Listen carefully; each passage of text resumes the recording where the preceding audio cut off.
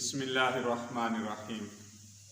अस्सलामु अलैकुम वरहमतुल्लाहि वबरकातुहू। आज दोस्तों बात करेंगे इस हवाले से कि कुर्बानी का गोश्त आपने कितने हिस्सों में तकसीम करना है और कुर्बानी का गोश्त आप कितने दिन तक घर पे रख के खा सकते हैं।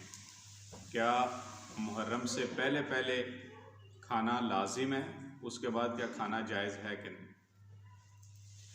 इस हवाले से कि जो बंदा कुर्बानी करता है वो कुर्बानी का गोश्त कितने हिस्सों में तकसीम करे और ये तकसीम करना क्या लाजिम है या उसकी मर्ज़ी है कि वो करे तकसीम, उतनों में चाहे तो ना करे।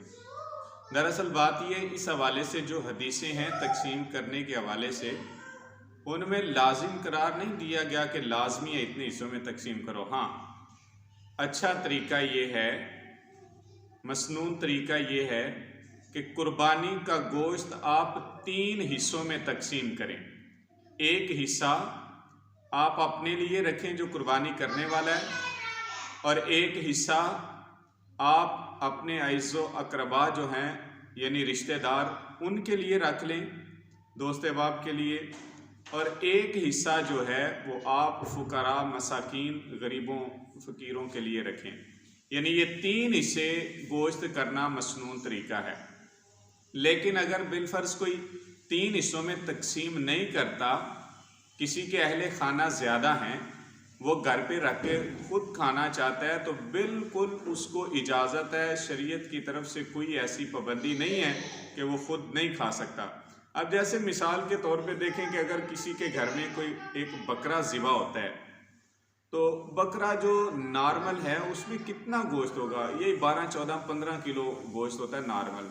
तो बहुत महंगा लाए तो अलहदा बात है, अदरवाइज़ जो नॉर्मल बकरे घरों पे लोग रखते हैं या ख़रीदते हैं वो इतनी कैपेसिटी के होते हैं कि 12, 14, 15 किलो गोश्त है। जिसके कोई 6, 7, 8 लोग खाने वाले होंगे तो वो कितना खा पाएंगे, 2-4 दिन बस। बहरहाल शरीयत में लाजिम नहीं है कि आप 3 हिस्से करके तो लाजमी तकसीम करें, लेकिन अच्छा तरीका है तकसीम करें। लेकिन अगर नहीं भी तकसीम करते, घर पे रख के खाना चाहते हैं तो इजाज़त है। दूसरी बात ये कि क्या कुर्बानी का गोश्त मुहर्रम से पहले पहले खाना लाजिम है, तो ये इस हवाले से जो हदीस हैं वो इब्तदाई तौर पे हैं कि जब ये कहा गया था कि आप 3 रातों तक या 3 दिन तक गोश्त ज़ख़ीरा करें, इससे ज़्यादा गोश्त ज़ख़ीरा ना करें, और उसके बाद ये मना नहीं है, यानी बिल्कुल इजाज़त है। कोई शख्स कुर्बानी का गोश्त ज़्यादा दिन अगर ज़ख़ीरा कर लेता है, चाहे वो 2-4 दिन, 2-4 हफ्ते या 2-4 महीने हो, ये उस पर डिपेंड करता है। अगर वो ज़ख़ीरा करके गोश्त खाना चाहता है तो शरीयत में ममनू नहीं है। हाँ, अपनी तरफ से कह दे कि ये अच्छा नहीं लगता या बुरी बात है या उसको शर्मिंदा करना चाहे तो वो लहदा बात है, जिसकी कि शरीयत इजाज़त नहीं देती किसी को आप ऐसी बात पे शर्मिंदा करें कि जो शरीयत में ममनू ही ना हो, ऐसे अपनी अकली तौर पे। बहरहाल शरीयत में इस चीज़ की कोई पाबंदी नहीं है कि आपने इतने दिन तक गोश्त खाना है, इसके बाद आपने गोश्त नहीं खाना या फ़लाने महीने में गोश्त नहीं खाना। ये कतई तौर पे गुनाह नहीं, आप खाना चाहें तो खा सकते हैं, ऐसी कोई बात या कोई पाबंदी नहीं है कि फ़लाने दिन तक आपने कुर्बानी का गोश्त ख़त्म करना है। आप जितने दिन तक चाहें, शरई तौर पे आपके लिए जायज़ है कि आप उतने दिन गोश्त ज़ख़ीरा करें और उस गोश्त से खा सकें।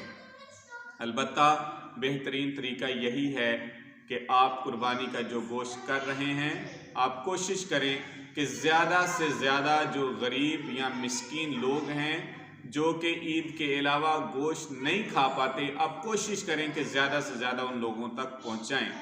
अदरवाइज़ ये मसले अपनी जगह मौजूद हैं कि आप कुर्बानी का गोश्त 3 हिस्सों में तकसीम किए बगैर घर पे रख सकते हैं। आप 3 दिन से ज़्यादा, 3 हफ्तों से ज़्यादा, जब तक आपका दिल चाहे कुर्बानी का गोश्त ज़ख़ीरा करके खा सकते हैं। ये कोई गुनाह नहीं है, ना शरीयत ने इस हवाले से कोई पाबंदी लगाई है। लेकिन बेहतर फिर यही अर्ज़ करूँगा है कि आप ज़्यादा से ज़्यादा लोगों तक पहुँचाएँ ताकि ज़्यादा से ज़्यादा लोग खाएँ और आपको ज़्यादा से ज़्यादा सवाब हासिल हो। अल्लाह पाक हम सब का हामी नासिर हो और अल्लाह हम सब को इस पर अमल की तौफ़ीक़ अता फ़रमाए।